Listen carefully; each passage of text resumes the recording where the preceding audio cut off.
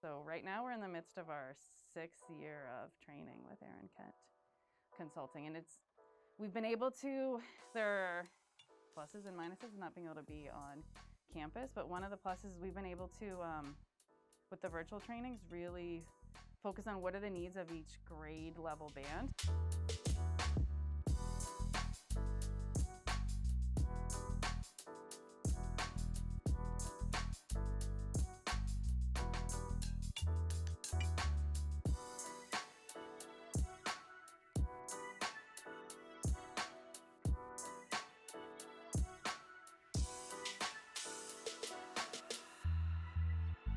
I think for students, it's really fostering independence and joy as readers and writers is a big benefit of just the workshop structure.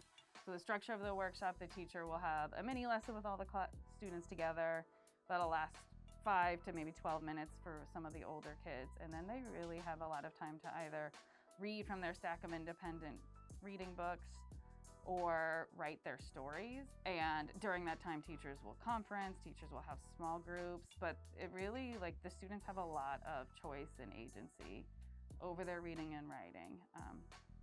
So I think that motivation and joy really helps them grow as readers and see themselves as readers and writers.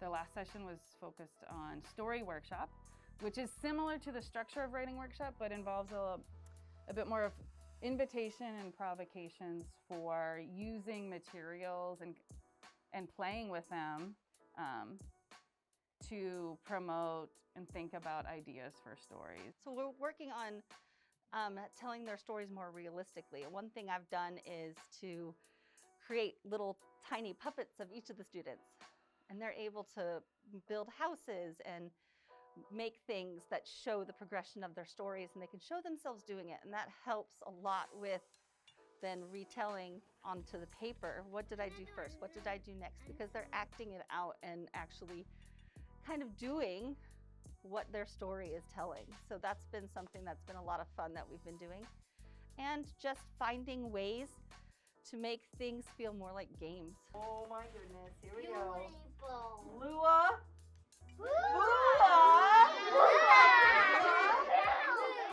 Activities, using things like cars to run through the sounds of a word instead of just using your finger, just finding ways to make it more engaging and more active for them while they're learning.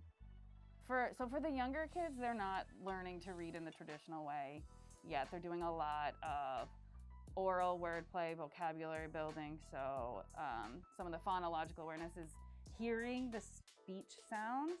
Ella. And what sound does that make? In songs and rhymes and chants. So rhyming words or alliterative words like bat, bird, baseball. Just noticing that is a huge building block to then later being able to match those sounds to the letters, and then once there's that match, blending them, like, okay, now I can read at. Whose name sound is that one? Lua. Lua, right there. Who has this name sound? Mabel. Mabel. Where's Mabel? Mabel, you want to join us, Mabel?